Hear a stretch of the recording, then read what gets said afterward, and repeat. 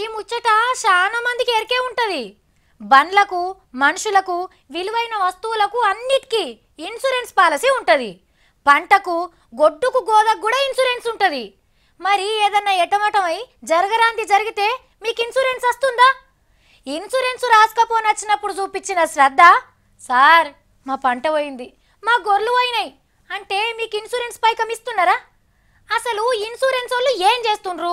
మీరు లచ్చ కట్టి చచ్చిపోతే 1000 రూపాయలు ఇస్తాం అనేటోళ్ళు ఉంటారు అయ్యన్న. ఇగో మన కేంద్ర సర్కారు నడిపే పంటల ఇన్సూరెన్స్ కంపెనీ వాళ్ళు గట్లనే చేస్తున్నారు.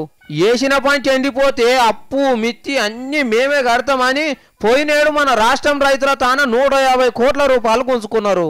కానీ ఇప్పుడు నష్టపరిహారం అని వెనకకిచ్చింది ఎంతనో ఎరకనా? 22 కోట్లు. ఉత్త 22 కోట్లు విడుదల చేసి ఆపద్ బాంధవులోతిగా పోజు కొడుతుండ్రు దేశం పంటలకు బీమా ఇచ్చటోళ్ళు.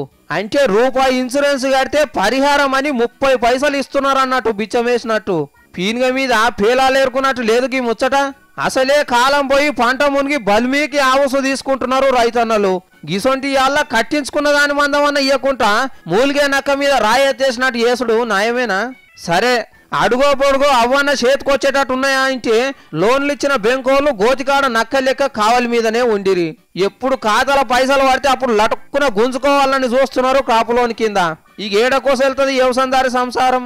రైతులను బతికించేటందుకు అంత చేస్తున్నాం ఇంత చేస్తున్నాం అని చెప్పుకునే లీడర్లు వీళ్ళ ఇగురాన్ని చూసి ఏమంటారో చూడాలి.